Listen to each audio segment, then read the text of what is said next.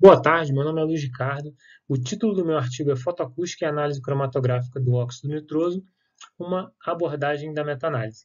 Bom, esse artigo ele foi desenvolvido com parceria de Rodrigo Costa Félix e Celso Santana e ele foi elaborado no laboratório de ultrassom do Inmetro. Bom, naturalmente, os elementos tóxicos eles sempre fizeram parte do meio ambiente, né, ao qual os seres humanos estão inseridos. As atividades, existem diversas atividades humanas que podem vir a maximizar a presença desses poluentes nesses ambientes. Dentre essas atividades, eu separei três, que é o transporte de carga ou de pessoas, que para ocorrer deve necessariamente fazer a utilização de combustíveis de origem fóssil, que ao serem queimados vão jogar na atmosfera alguns gases poluentes.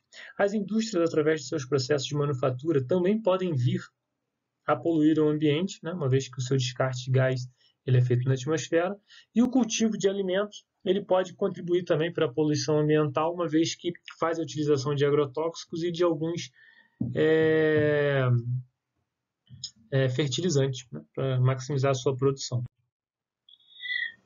Bom, todas essas atividades elas podem liberar na atmosfera diversos gases poluentes. No entanto, a gente vai observar apenas aqueles compostos poluentes à base de nitrogênio, que são eles o óxido nitroso, o monóxido de nitrogênio e o dióxido de nitrogênio, que no nível da troposfera ele vai acabar atuando na formação do smog fotoquímico, que nada mais é do que aquela camada de poluição que a gente consegue observar em cidades mais poluídas, e também vai contribuir para o aumento da concentração de ozônio nesse nível. O ozônio, é importante frisar que é um gás extremamente oxidante, logo vai trazer algum risco ali para a população de um modo geral. Em nível estratosférico, esses compostos eles vão atuar na deterioração da camada de ozônio, fazendo com que seja maximizado os problemas com relação aos buracos da camada de ozônio, né? Contribuindo assim para o aquecimento global. Para os seres humanos, os problemas estão sempre relacionados a algumas doenças relacionadas ao pulmão, né? Tosse e alguns desconfortos sentidos pelos seres humanos, né? Então, devido ao volume em excesso desses compostos na atmosfera, a medição online ela é uma forma de controle desses gases. E essa medição ela já é feita através de diversas outras técnicas, né? Mas a gente vai observar as técnicas fototérmicas, que são aquelas técnicas que são baseadas na radiação eletromagnética incidida sobre um determinado material. Esse material ele vai absorver essa radiação eletromagnética e vai gerar um sinal. Esse sinal ele pode ser um sinal térmico, ou um sinal acústico, ou um sinal luminoso. Isso vai depender da técnica que você vai estar utilizando, né? Então, observando para o sinal acústico em 1880, Alexander Graham Bell ele observou que ao incidir uma luz modulada sobre um determinado material, esse material ele gerava uma onda acústica. E ele observou que essa onda acústica ela era diferente para diferentes tipos de materiais, né? Esse fenômeno ficou conhecido como fotoacústica e, como eu falei, ele foi descoberto em 1880. Bom, então o principal objetivo desse artigo é demonstrar por meio da meta-análise que o óxido nitroso ele pode ser medido pela técnica fotoacústica e apresentar um método para a medição desse gás. Bom, a fotoacústica, como eu falei, ela foi descoberta em 1880, no entanto, ela ficou um pouco parada no seu desenvolvimento até meados dos anos 90, onde ela voltou a ser mais utilizada e acabou evoluindo ainda mais. Hoje, a fotoacústica ela tem aplicações diretas, tanto na química, física, biologia, medicina e nas engenharias, né? Então, aqui a gente tem um primeiro modelo de célula fotoacústica que foi desenvolvido em meados dos anos 90, né, onde ele é composto por uma janela óptica, que pode ser de vidro ou quartzo, uma luz modulada, um porta-amostra, um O-ring e um microfone, né. O principal funcionamento dessa célula fotoacústica é a luz modulada incidindo sobre um determinado material que vai estar no porta-amostra. A gente tem sempre que garantir que essa janela óptica ela não absorva essa luz modulada para que não gere um sinal incorreto, né, no final da medição. O O-ring aqui ele vai ser utilizado para aliviar a pressão do gás que fica no interior do porta-amostra aqui. É através desse gás que a onda de pressão ela vai ser transferida até o microfone, e vai ser essa onda de pressão que o microfone irá captar, e então vai gerar o sinal fotoacústico que vai ser lido no equipamento. Bom, em 1904, foi publicado a primeira revisão sistemática que sintetizava os resultados de dois estudos na área da medicina, né? Essa revisão sistemática ela veio conjuntamente de uma meta-análise, né? A síntese desses resultados ela é uma característica de meta-análise, né? Embora o termo tenha sido empregado apenas em 1976 pela primeira vez. A meta-análise ela vai ser utilizada como um tratamento estatístico para demonstrar estatisticamente que, por exemplo, dois tratamentos são diferentes, né? Ela vai conseguir apontar qual tratamento é melhor para aquela determinada doença, ou qual droga é melhor ser utilizada para aquela determinada doença, ou então qual método é melhor, qual método de medição é melhor, né? Para uma determinada medição. Bom, então, os principais produtos da meta-análise é fornecer evidências, né, que mostrem ali o favorecimento de uma técnica ou de um método em comparação ao outro, né? Então, o resultado final da meta-análise ele vai gerar um gráfico que é igual a esse daqui, que é o gráfico Forest Plot. A gente pode observar que nesse gráfico Forest Plot aqui, ele tem todos os estudos que foram incluídos na meta-análise, como a gente observa aqui na parte superior do slide. Ele traz também consigo as medidas dos estudos que foram utilizados para a meta-análise, como a média e o desvio padrão e o número total de repetições ou o número total de pacientes que participaram daquele estudo. Ele é dividido entre o grupo experimental e o grupo controle para fazer a comparação, né? E ele tem, para os dois casos, as medidas de média, desvio padrão e o número total, né? Ele vai trazer ali como resultado o peso de contribuição daquele estudo para o resultado final da meta-análise, né? Esse peso ele vai estar relacionado com o tamanho da figura geométrica que aparece aqui no gráfico Forest Plot, como a gente pode observar o estudo 4 aqui, ele tem um peso de 70,7%, logo o seu quadrado ele é muito maior do que os outros. E a linha horizontal nada mais é do que o intervalo de confiança que aquele estudo forneceu para aquela meta-análise. O resultado final da meta-análise é esse losango que a gente observa aqui na parte inferior do gráfico Forest Plot, e o seu tamanho é referente ao intervalo de confiança, né? Que é o que a gente consegue observar aqui numericamente ou pelo seu tamanho graficamente.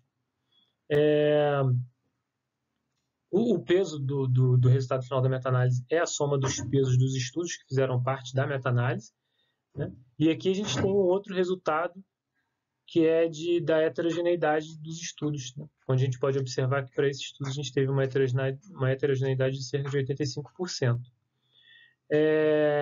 Então, a heterogeneidade nada mais é do que o quanto aqueles estudos são metodologicamente parecidos, né? Então, tem duas formas de calcular a heterogeneidade. Uma é traçando uma linha na ponta superior do losango, e se essa linha tocar todos os intervalos de confiança, como nesse caso aqui, isso demonstra que não existe heterogeneidade entre aqueles estudos, ou seja, eles são bem homogêneos entre si.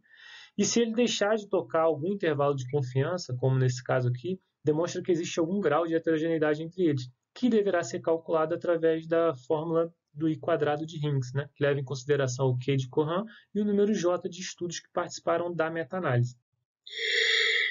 Bom, para que chegássemos aos artigos que fizeram parte dessa meta-análise, é importante a gente ressaltar que esses artigos eles saíram de uma revisão sistemática que foi desenvolvida anteriormente, né? Essa revisão sistemática ela foi baseada toda em cima da Cochrane Weil, né? Ou seja, todos os protocolos foram seguidos para o desenvolvimento. As bases de dados que foram utilizadas são essas: o BDTD Thesis, o Web of Science, o PubMed, o Scopus, a Cochrane Weil e o Lilacs. E a estratégia de busca é essa que a gente observa, onde o primeiro termo a gente está buscando nos artigos ali que falavam sobre rota acústica, o segundo termo análise ou avaliação, o terceiro termo ambiente e o quarto termo monitoramento. Bom, aqui são os resultados, né? Os artigos que de fato fizeram parte da meta-análise são esses três apenas, Kang, Gittori e Nakajima. Esses artigos eles trazem consigo o fato de todos analisarem o mesmo gás, o óxido nitroso, e traz também as medidas de média e desvio padrão que foram relatadas por esses autores, assim como o número de repetições, né? E também fizeram a comparação com a mesma técnica que foi a cromatografia. E também trazem as médias de desvio padrão e o número de repetições para a cromatografia. Bom, aqui é o resultado da meta-análise, o gráfico Forest Plot, que foi gerado. A gente pode observar aqui os estudos que foram incluídos na meta-análise, né? O resultado final da meta-análise aqui, graficamente.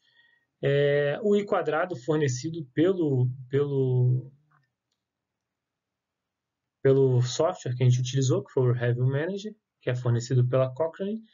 E o I quadrado que foi calculado através da fórmula de Higgs também, que leva em consideração o que decorre o número J de artigos, que deu 96% também. Aqui são alguns dados que foram extraídos dos artigos, né? A gente pode observar aqui de dados importantes, por exemplo, a origem do agente poluidor, né? O Nakajima tirou de solos agrícolas, o Kang da combustão de combustíveis e o Guittori do centro cirúrgico, né? Outro dado importante aqui é que não foram relatados em todos os estudos o comprimento de onda de excitação que foi utilizado, apenas Guittori que relatou, né? Utilizar infravermelho. Um ponto positivo é que a comparação com outra técnica ela foi realizada nos 3 estudos e com a cromatografia, que é uma técnica mais sensível, né? E o nível de viés ele foi analisado também, né, na revisão sistemática de um modo geral. De que forma foi feita a análise desse nível de viés? Bom, a análise de viés ela foi feita, né, baseada principalmente na observação metodológica desses artigos, né?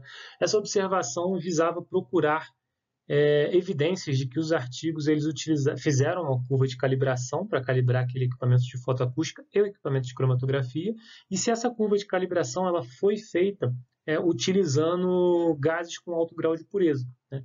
E para tal, o nível de viés foi avaliado como alto, baixo ou moderado, né? Nakajima ele teve um alto grau de viés, uma vez que ele não faz a utilização de curva de calibração e não usa gases com alto grau de pureza. Kang ele teve um nível de viés baixo, porque ele apresentava, né, uma curva de calibração e relatava a utilização de gases com alto grau de pureza. E Guittori, ele apresenta a curva de calibração, mas ele não relata ter utilizado gases com alto grau de pureza, né? Então, por isso ele tem um nível de viés moderado. Então, trazendo agora o resultado final da nossa meta-análise novamente para a nossa discussão, o que a gente pode observar o seguinte: o estudo que mais contribuiu para o resultado final da meta-análise foi o estudo de Guittori, que contribuiu com 39,6%. No entanto, ele tem um intervalo de confiança muito pequeno, que fica até um pouco imperceptível aqui graficamente, né? No entanto, o que apresentou maior intervalo de confiança foi Nakajima, né? E é importante frisar que o estudo de Nakajima apresenta um intervalo de confiança que ultrapassa a linha vertical, né? E isso quer dizer, né, segundo a meta-análise, que estatisticamente, nesse estudo, não existe diferença estatística entre a fotoacústica e a cromatografia. O estudo de Kang ele forneceu também um grande peso, né, o segundo maior peso para o resultado final da meta-análise, 37,8%. E assim como o Guittori, ele ficou localizado ao lado da cromatografia, ou seja, para esses dois estudos, né, as medições cromatográficas se demonstraram ser melhores do que as de fotoacústica. No entanto, o resultado final da meta-análise, que é o losango aqui, ele ultrapassa a linha vertical também, o que demonstra que estatisticamente, né, analisando todos os 3 estudos, não existe diferença estatística entre a medição de fotoacústica e a medição de cromatografia, né? O I quadrado que foi relatado também, né, que é o de 96%, ele demonstra um alto grau de heterogeneidade. Como a gente pode observar, se traçarmos uma linha na ponta superior do losango, ele deixa de interceder por 2 intervalos de confiança, né? Esse problema, né, como eu falei anteriormente, naquela observação sobre a origem dos gases, pode ser que tenha sido originada do fato desses gases serem extraídos de um ambiente completamente diferente nos 3 estudos, né? E também pelo nível de viés que foi encontrado nos artigos, o fato de não ter utilizado gás com alto grau de pureza para calibrar os equipamentos, não realizar uma calibração correta daqueles equipamentos, podem também ter contribuído para esse alto nível de heterogeneidade entre os estudos. Bom, dessa forma, os resultados obtidos com a meta-análise eles fornecem evidências de que a técnica de fotoacústica ela pode ser utilizada para medir o óxido nitroso, né? Todos os artigos incluídos na meta-análise eles demonstram que os resultados são comparáveis. De uma forma e de um modo geral, a partir dos resultados apresentados, pode-se concluir que a técnica fotoacústica ela apresenta vantagens, né, que foram relatadas nos estudos avaliados, como sendo o benefício de realizar medições online, seu baixo custo de manutenção, não precisar ser operado por nenhum especialista e a notável portabilidade desse equipamento. Assim, os resultados obtidos na meta-análise, concluímos que a técnica fotoacústica ela pode ser utilizada para analisar os gases óxido nitroso, uma vez que as medidas são estatisticamente comparáveis. Bom, muito obrigado.